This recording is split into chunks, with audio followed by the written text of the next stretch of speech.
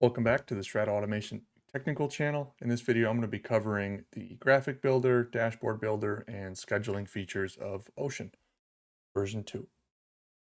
So here is the default page when you click on the graphic builder over here. So along the top, I have a bunch of different tools. I have open. This is going to allow me to open an existing template that comes default, or one I've previously made. I can also delete existing templates using this menu over here. So let's go ahead and I'll pick the Strato Backwell 437 RTU. So now you'll see it's going to populate with that default template. If I want to save the current graphic that I'm working on to the same file, I'll hit save here. If I want to save it as a new file, let's say I made a bunch of changes and I don't want to overwrite the existing template so I can use it later, I'll hit save as. That's going to bring up this so I can give it a different name and description and hit save so I can change the name. And then if I want to upload custom images, whether it's a custom graphic package or just a single picture of a piece of equipment I want to include in a graphic, I hit this upload image, it's going to open my file system on my computer, and it's going to allow me to upload those files. Next, along the top here, we have tools for organizing and editing the graphics I have brought in, or the images I brought in. We have unlock and lock, so that's going to prevent me from moving or allow me to move things around. So let's say I get my ductwork all placed here, and then I want to lock it so that I don't accidentally drag it out of place and then have to go through the process of lining it up again. I have send to back and bring to front. That's going to allow me to layer things properly. So obviously I'd want my ductwork at the back, and then my coils and fans and all my other equipment here via the front, so that way I can see it on top.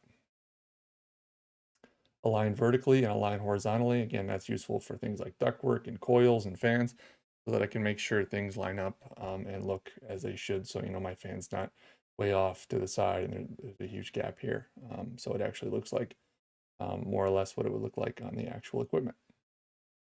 And then copy and paste.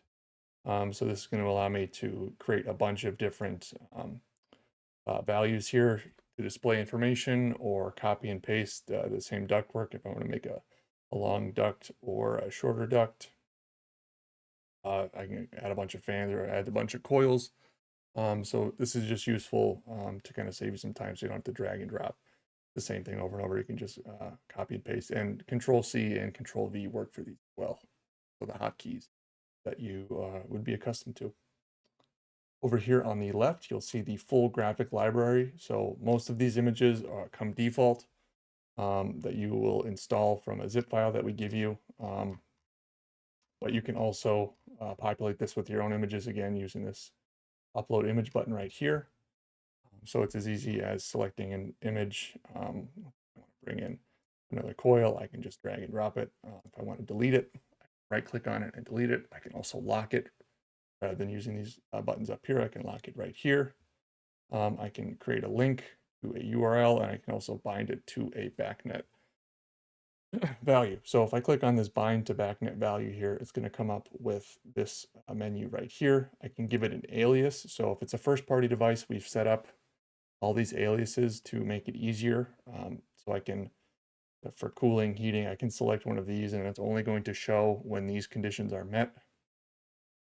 And that's what we use in our default templates that come with your Ocean software. But if I want to create a custom one, what I would do is visible when I'd create a rule, and then I'd assign it whether any object type and instance, and then I can choose my operator. So equal to, greater than, less than the value, whether it's a constant or another BACnet object. So you can create pretty complex rules for when things would display. If you want to, if your colors change when things are, in zones for temperatures or outside. A lot of flexibility here. You can add a bunch of different rules and create and or, so different complex logic to accompany these different graphic scenarios. And then when I'm done, I would hit apply. But to save this one, I'm just going to go ahead and delete this guy. And the same goes for if I drag on another display value block here.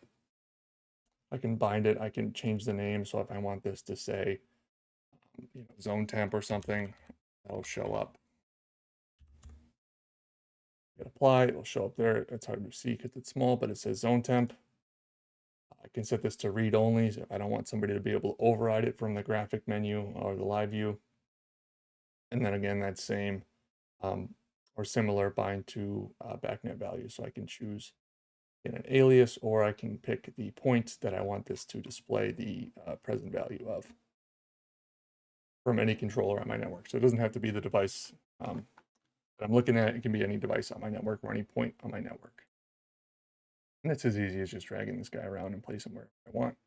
And then when I'm ready to go, I would just hit either save to overwrite the template or save as to save it as a new file. And then down here, I can change my canvas size. So if I want a bigger canvas or smaller canvas, I would just edit that here. And then my scaling. So let's say I want to increase my scaling. It's a little finicky. You have to be careful. It's really easy to get things way out of proportion, so really big or really small. But you can change the scaling using the slider or the arrows as well. Moving on to the dashboard builder. I'm not going to save my progress there. So the dashboard builder, similar tools along the top here. So I have browse. It's going to allow me to open an existing dashboard that I've previously created. Save is going to save the dashboard. Here's where I edit the name. I could give this, say, backwall 437, continuing from that example earlier. I hit save, and when I go here, it's going to show up here in my existing dashboard. If I want to create a new one, start from scratch, I hit that plus, and it's going to clear out whatever I had here and give me a new dashboard. And then up here on the top, we have those copy and paste buttons as well. I'm going to be doing a lot of different data boxes or different charts. I can just copy and paste those and do it quickly. Over here, you'll see a data tree and properties. That's going to be specific to whatever widget I'm working with here. So let's say I want to drag on a chart. Over here, you'll see I can edit the properties of that chart. So let's say I want this to just be an hour for that chart. So the previous hour of data. And for my data tree, I want it to show backwall 437 room temperature. I'll drag and drop that on there. You'll see some information about the point or all the other points I can choose from any device on my network. And now it's going to populate my chart with that data. And if I mouse over it, you can see it's going to give me specifics about that data. And then the properties I can edit, like the color. So if I want this one to be blue, now it's blue. I can delete it by clicking that trash can, and it's going to get rid of that. So I can drag and drop stuff, do hyperlinks, images. We have a document published that goes over all the different features and what all these look like when you drag them on here. So rather than go through it, long video, that would take a while. Check out that document, but I want to display this, so this chart, I'll go ahead and throw this one back on here. This room temperature,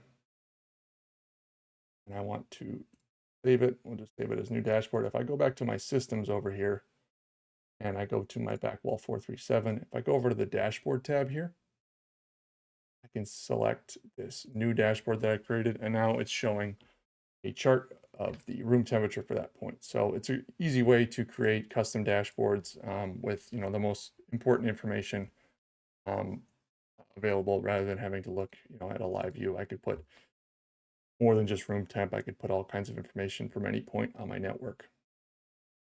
Same goes as creating splash pages. So here I've just created a site by right-clicking and hitting add site.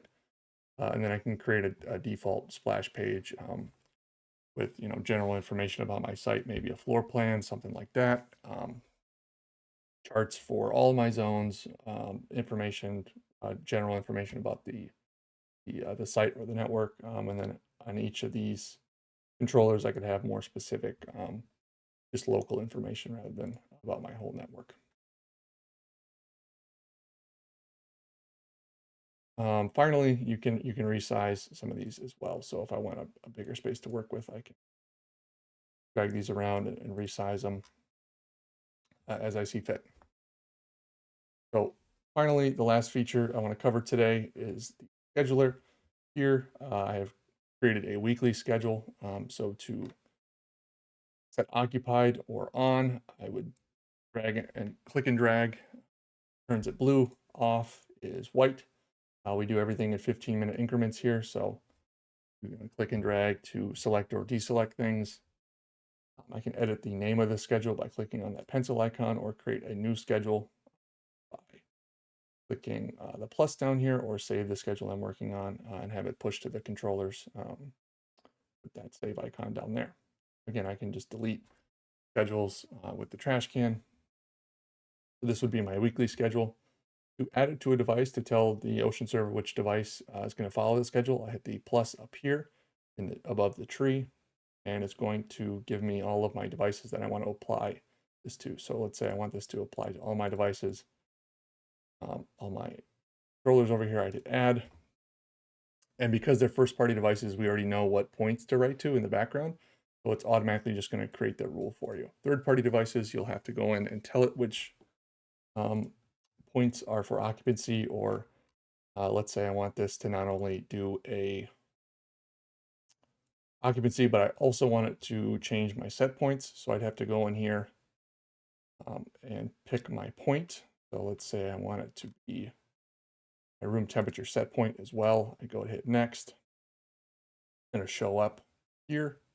And then I'm going to give it a rule. So, the on value, I could set this to 72. And then my off value would be, 78 for a room set point. Tell it which priority to write at. So 16 would be fine for that. Done. Now you'll see I have two rules here. So you can create as many rules as you like, really, and pump those out to the controllers based on that schedule. For special events, again, similar, I just click 15-minute increments, or I can click and drag, and then I tell it which controllers to apply that to. And then the same goes down here for creating a new special event schedule or saving it. So that is all the features of Ocean. If you missed some of the other features, you want to see how those work, go check out those videos. But thank you for watching and have a great day.